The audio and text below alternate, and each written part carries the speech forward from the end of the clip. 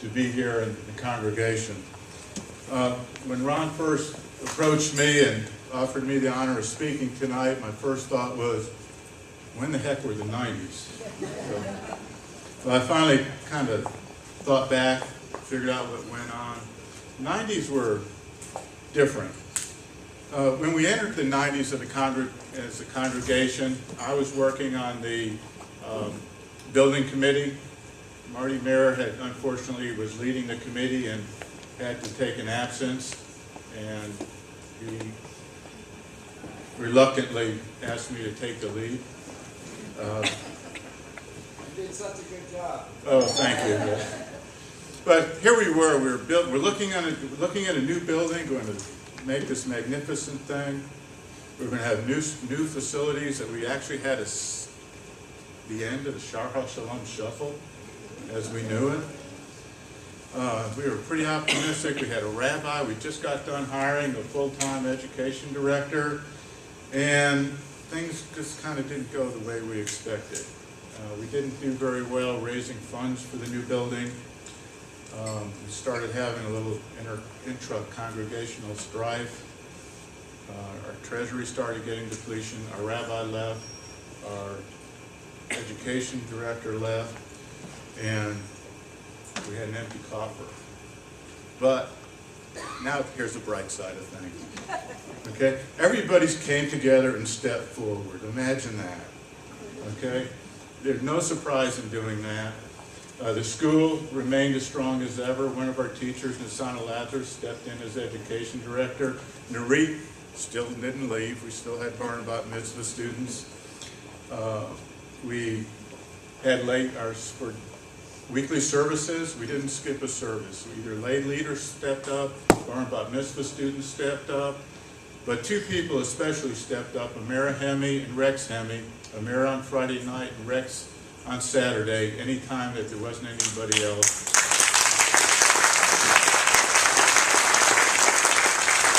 Which was most of the time. Just a little side story on that. Rex would study the Torah reading every week on his way commuting to Galveston. Somebody else was driving.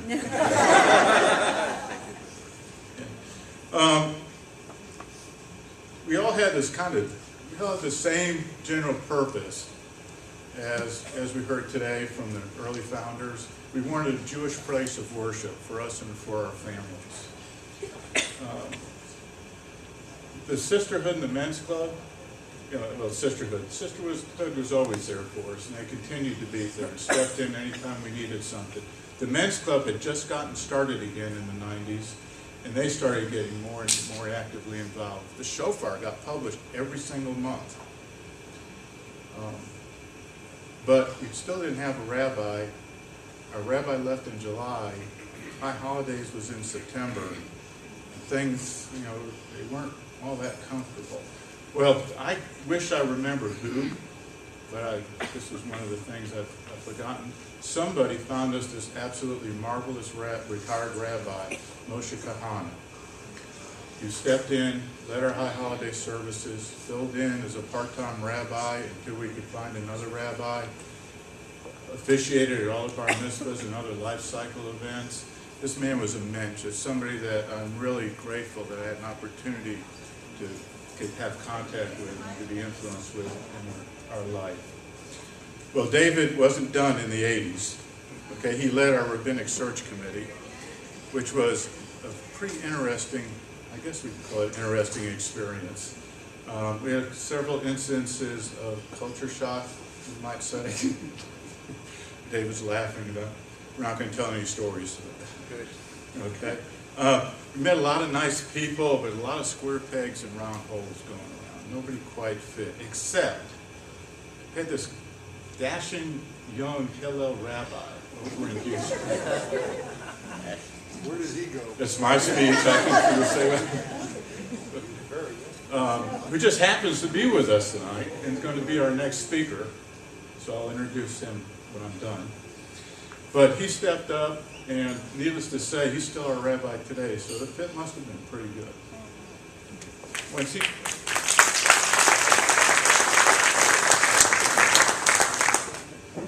And under his leadership, things just started getting better and better and better.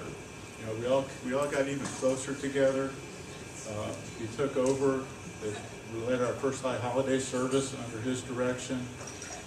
Before the decade was over, we had rejuvenated our building committee. We were well on our way to building a new building. We had plans and specifications under our way.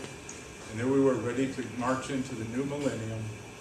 The same old congregation, Shar Shalom, but looking forward to a wonderful place for our wonderful rabbi and for our wonderful congregation. I'm done. Rabbi?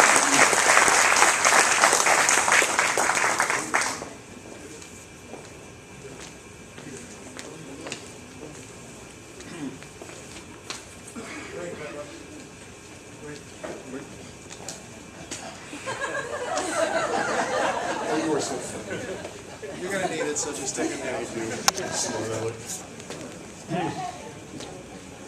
So, I am here to speak on the 90s. I am here to speak on the 90s. It's not gonna do it. Some might say that this will be, and it might be, TMI, too much information. And it probably will be, but also please remember that my perspective was as your rabbi, a perspective different from yours. I want you all here tonight to think back to your days in high school, when you were shy, when you were still looking for that special someone to date, to get to know, and in your innocence, someone you were looking for that you thought, in high school now, that you thought you would settle down and marry. I want you to remember looking around the school and seeing someone whom you thought was too good for you, too pretty or too handsome, someone you felt was out of your league, someone perhaps that you might even have felt too tongue-tied to talk to back then in high school. They say that the relationship between a rabbi and a synagogue is like a marriage. And I am to speak to all of you tonight about only the 90s, and that means only the second 5 years of the 90s when I became your rabbi. In the same way that the marriage begins with dating and getting to know each other to build a lasting relationship, to be there for each other in the good times and in the not so good times, you have to start out dating each other. And when in that late July of 1995, when I heard that the pulpit of Congregation Sha'ar Shalom was open, I said to myself, no joke, out of my league, too pretty, and I am not good enough for them. But we started dating, and truly thank God and thank each and every one of you, it has developed into a long-lasting, loving friendship, the kind that makes for the best of marriages.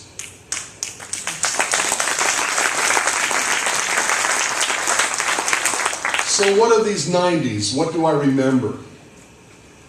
Elias Kara, these things I will remember. First, I will tell you, I will remember the relationships I developed with some people who are now almost a full 19. Thank you. Thank you. A full 19 years later, they're no longer with us.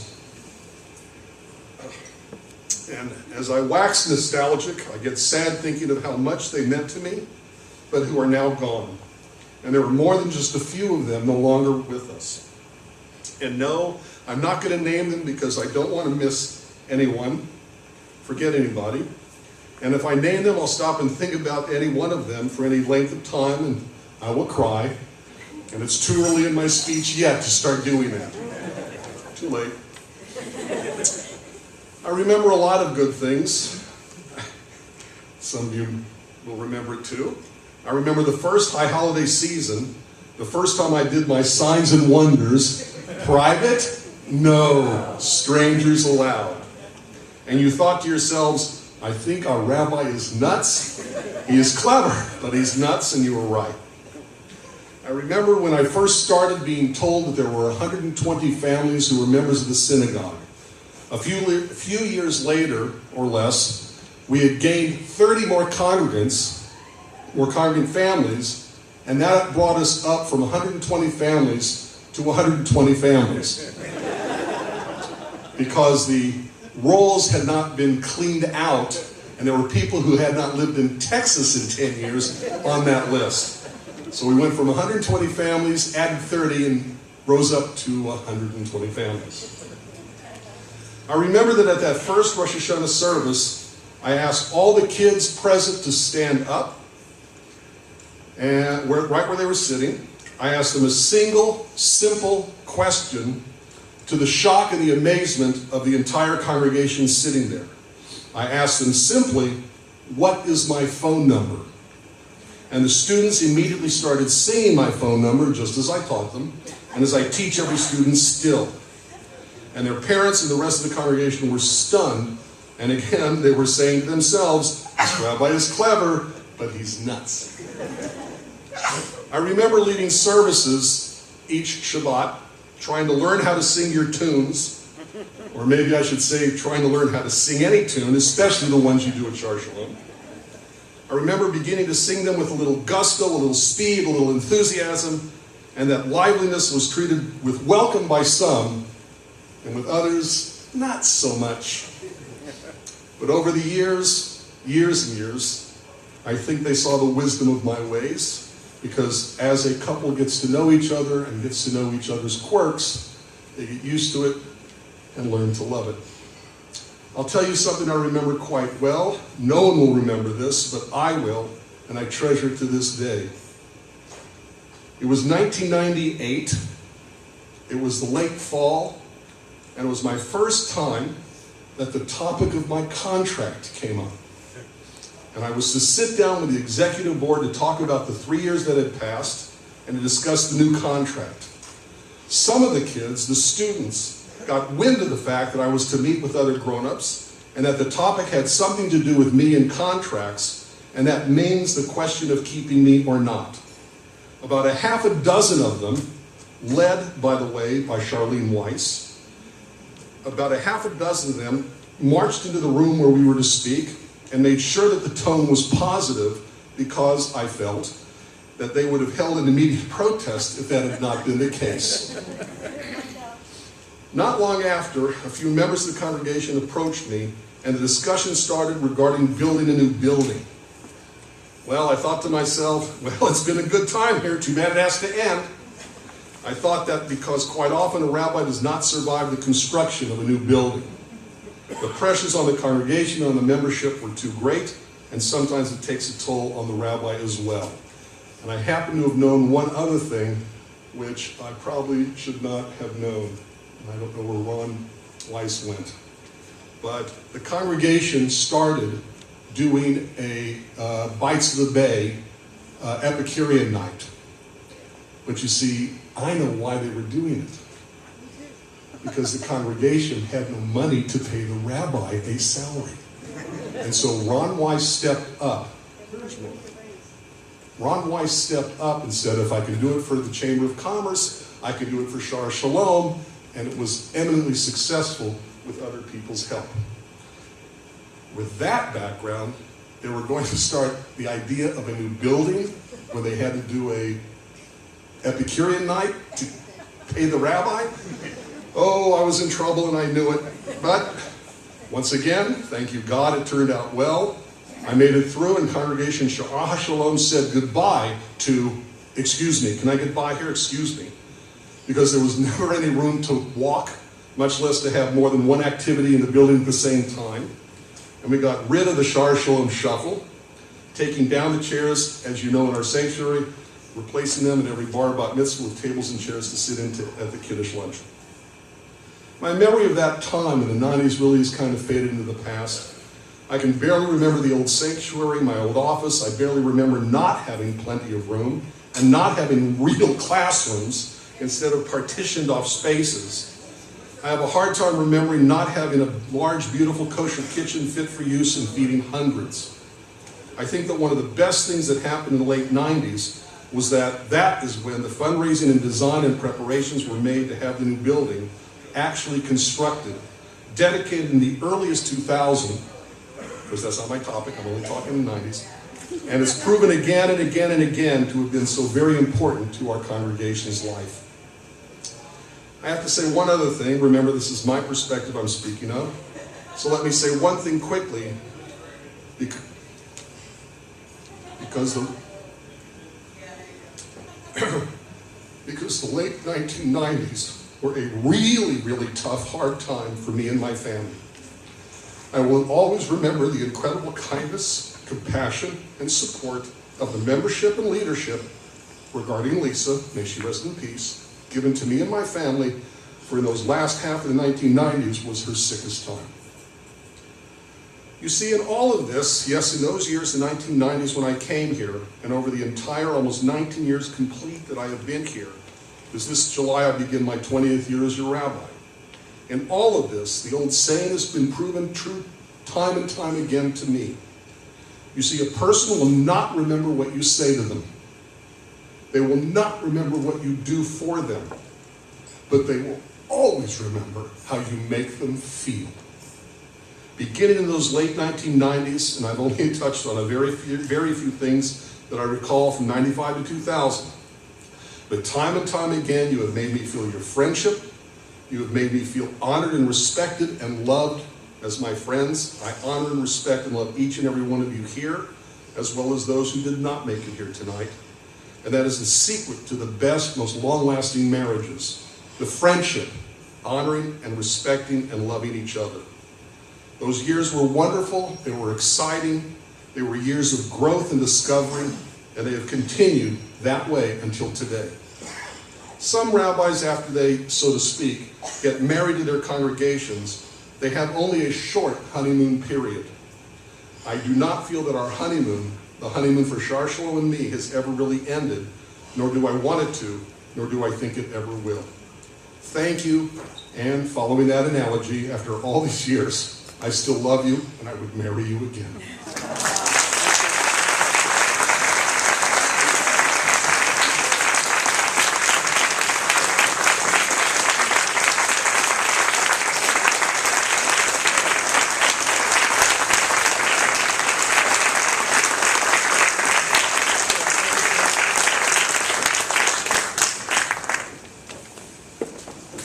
And I've learned a valuable lesson.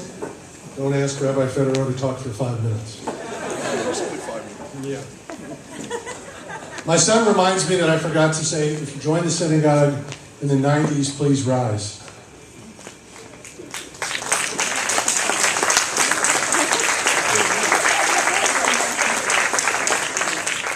Okay, and I would be remiss in talking about the 90s if I didn't say I met and married my lovely wife, and we had our 2 wonderful children in the 90s. Okay, the last one. Please rise if you joined the synagogue in the 2000s.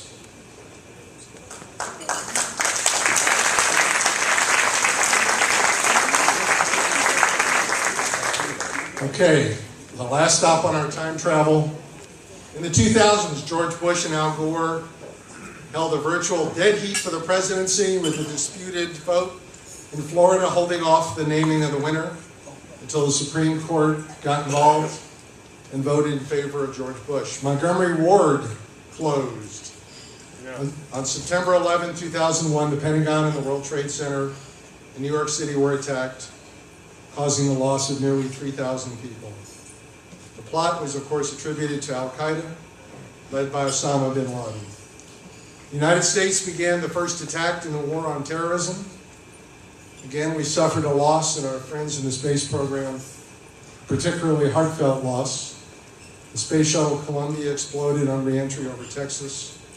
All 7 astronauts were lost, including our friend and member of the synagogue, Ilan Ramon. The war in Iraq began with the bombing of Baghdad, and later Saddam Hussein was captured. The Southeast Asian tsunami happened, and 290,000 people died, from Sri Lanka all the way to Indonesia, creating one of the greatest humanitarian tragedies in history. Close to home, Hurricane Katrina struck on the Gulf Coast, inundating the city of New Orleans, and over 1,300 people lost their lives in one of the worst natural disasters to strike the United States. Civil rights activist Rosa Parks passed away. the 1 billionth song was downloaded from iTunes. The population of the United States reached the incredible milestone of 300 million. President George Bush announced the troop surge. The steroid scandal, with my son in baseball, I can't leave out baseball. The steroid scandal in baseball was a big topic in the world of sports. And despite a lot of suspicions, Barry Bonds officially broke Hank Aaron's home run record. Michael Phelps won the 8th gold medal of the Beijing Olympics, surpassing Mark Spitz's record. The bailout was signed. Barack Obama took the office for President of the United States. And in contrast to that, the Tea Party was formed. The swine flu pandemic was a major concern. And despite efforts to stem the tide, the economic recession continued to deepen in the United States. Our next speaker is Anita Osman. Anita served as president with David Cohen and continued to serve by herself after that. She also served for many years as publicity trustee and set a very high standard in that job. And on a personal note, she makes a heck of an apple cake. Ladies and gentlemen, Anita Osman.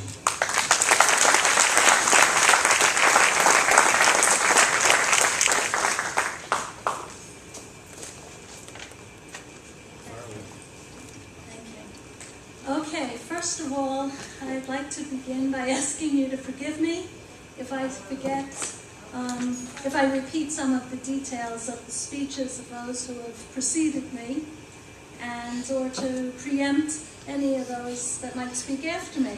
I'm not a seasoned speech giver, but I'm going to speak from my heart and of my memories. I don't have as many humorous stories as some of the people who spoke before me told. However, I do have one that I'm going to add separate from what I wrote for my, my talk tonight. Bob and I moved here in 1986. Bob was working for ExxonMobil, and so when we moved down here, one of the first things we did was to be interested to find out about a synagogue too. On a side note from that, Bob asked at work, sometimes they line you up with somebody else from the company who has moved to this area to kind of introduce you to the area, maybe be able to answer some questions for you. So Bob asked, maybe there's somebody Jewish who can give us some input, because that's one of the main things we were looking for. We were moving down here at a time during the year my daughter was going to have her bat mitzvah. In fact, she was bat mitzvahed here in April of 87, not on the list though. But she was.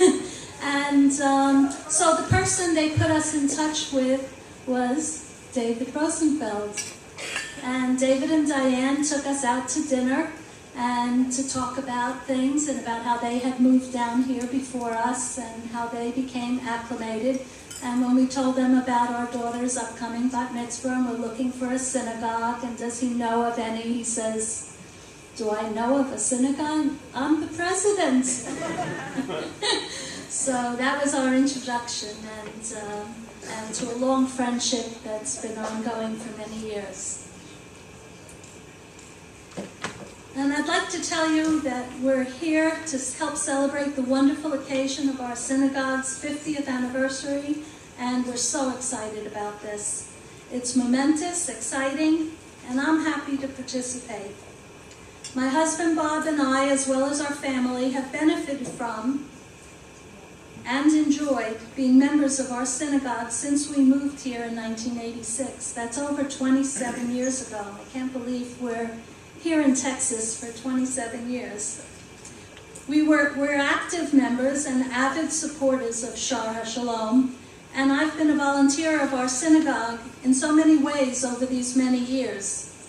I've served on our board as membership chairperson. I'm shorter than everyone else here, this microphone's too high. And I've served on our board in many capacities. I've served on our board as membership chairperson for 9 years. In fact, the first year we were here, I received a phone call, actually within a couple of months of arriving here, and asked if I would serve as membership chair. And I said, but I'm a new member. That's okay. They were welcoming me and asking me to be membership chair, which I did for about 9 years. Then I was a publicity chairperson. I did that for about 5 years. Then I was president for 4 years, and as past president for another, about 2.5 years after that. I've worn many hats, served also on or chaired many synagogue committees over the years, including the Bylaws Committee, the Cemetery Committee, Facilities Usage Committee, the Fundraising Committees, New Building Committees, Nominating Committees, and a Strategic Planning Committee, and that was chaired by Isaac Rosen. I've always been an ongoing member and supporter of our synagogue, as well as of our sisterhood, and I've held a few positions there as well. As I've noted, I've worn many hats at Shar Shalom, including having had the honor of serving as president for 4 years. For the first 2 of those years, beginning in February '98, I had the privilege of serving with David Cohen. He was a wonderful and knowledgeable person with whom to have shared this position. Occasionally, as any 2 individuals might, we had some different ideas, yet we were able to see each other's point of view and work well together for the good of the synagogue. It was a very rewarding experience doing that together with David. It was during those 4 years that our congregation took on the monumental task of recreating our synagogue facility into its current form, namely with a new sanctuary, social hall, kitchen area, gathering space, gift shop, library, bathrooms, new bathrooms, as well as new and fairly spacious storage areas. We also reconstructed the old building to house our classrooms, hallways, storage closets, plus office spaces for the rabbi's study, the religious school principal, and for a secretary's general office area. When I began my term as president, and many of you will remember this, and it's been said here a few times tonight, we used to do something that we call the Shar HaShalom Shuffle. It was done instantly to convert our sanctuary area / multi-purpose room into whatever was needed for our purposes. On Shabbat, we would need to move all the chairs in the sanctuary area and reassign them to a sitting down at tables format for onegs after services, as well as for any bar, bat mitzvah celebration parties. Although that served as a nice team building exercise for our members in the new building, we actually have a separate social hall, and we can just proceed from services now, and for a while already, into the sanctuary. We can proceed from the services in the sanctuary, to the celebrations in the social hall. Before the end of my term as president, what came to fruition was a facility of tremendous benefit to our congregation over these more recent years. This was only made possible by many hard workers and very generous donors who came forward to turn ideas into reality. I love belonging to Shar Shalom, and I am so appreciative of our wonderful rabbi of so many years, Rabbi Federo. I love how well our family has embraced and welcomed us when we arrived here in Houston, and love the many wonderful friendships we have made upon the arrival and over all these ongoing years. I'm privileged to have been allowed to participate in our synagogue's ongoing history. I'm thrilled to be here to help commemorate and celebrate this momentous occasion of our synagogue's 50th anniversary. Thank you all for listening to my view of the world of Shar HaShalom.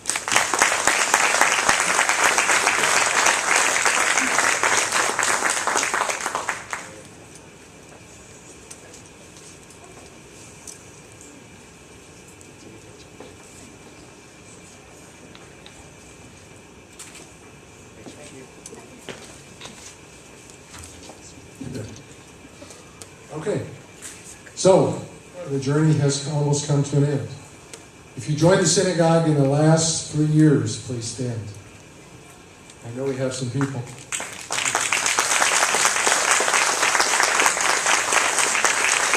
Thank you.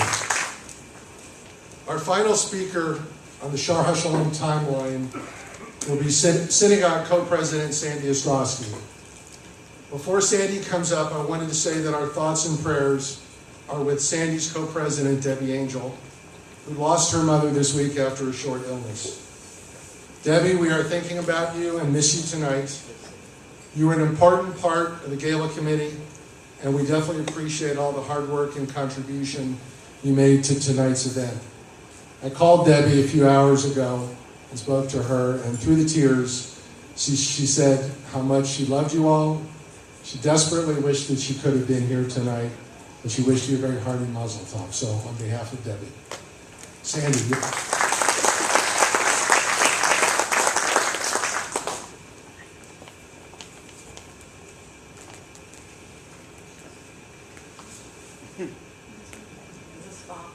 It's good. It's good. We'll fall. As Ron said, my name is Sandy Ostrowski, and I'm very honored to be one of your co-presidents. Debbie and I are both very honored to follow in the footsteps of all our other presidents the past 50 years. I want to welcome everyone here tonight for our 50th anniversary celebration. I wanted to briefly tell you a few things that has been going on the past few years.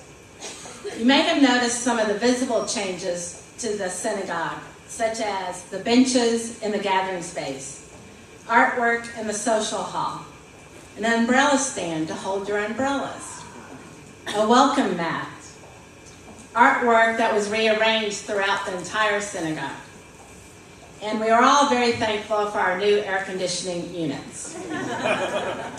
And outdoors, we have a Gaga pit that was built by a few of our congregants. We have benches in the playground that was also installed by a few of our congregants. And we also have new trees that were also planted by our congregants. And we also have many updates to our synagogue that might not be as visible but are very important, such as we have scanning ability in the synagogue office. We have our synagogue website. We updated all our insurance policies. And we have a new software program that makes easier for Carl to send out our weekly happenings.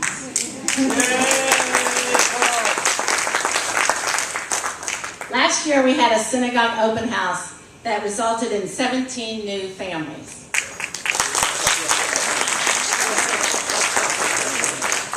This open house, the first one we've had in several years, brought many congregants together, working together, such as our board of directors, our men's club, our sisterhood, our religious school, as well as many, many congregants that successfully planned the event. We intend to have another open house this year. And also, I think I can say that we're very happy to say we have 160 families right now in our synagogue. We are proud that we brought musical Shabbats to Congregation Shar HaShalom to the enjoyment of many. Our high holiday services were beautifully led by our rabbi and Jennifer Rolnick as our cantor. Jennifer will also be here with us this Rosh Hashanah and Yom Kippur. And of course, our rabbi will also. We are extremely proud of our religious school. Our religious school principal and our teachers are our backbone to the synagogue. Our religious school education is the best in the entire city of Houston. Debbie and I want to both thank all of you for all you do for our congregation. Thank you to the Gala Committee who has worked extremely hard to put this wonderful evening together.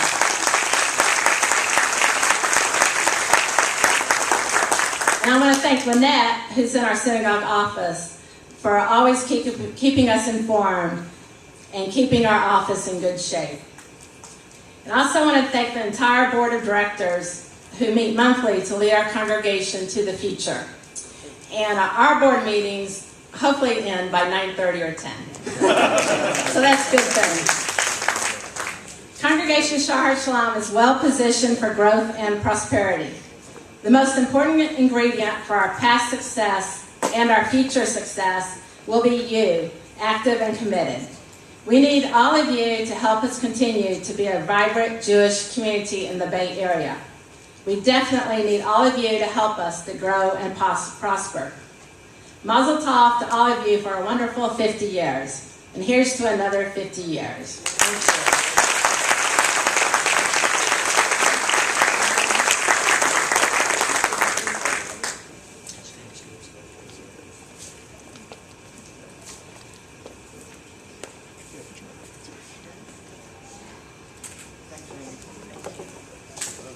Thank you, Sandy. Okay, can somebody get the lights in the back, please? Please, God, hope this works. Yes. Me? This right here, like, just hold it up, that's what the Clear Lake City look like. Okay. It's an artistry. Okay, why don't we talk, we'll show it, I I just promise. wanted to tell you. Okay.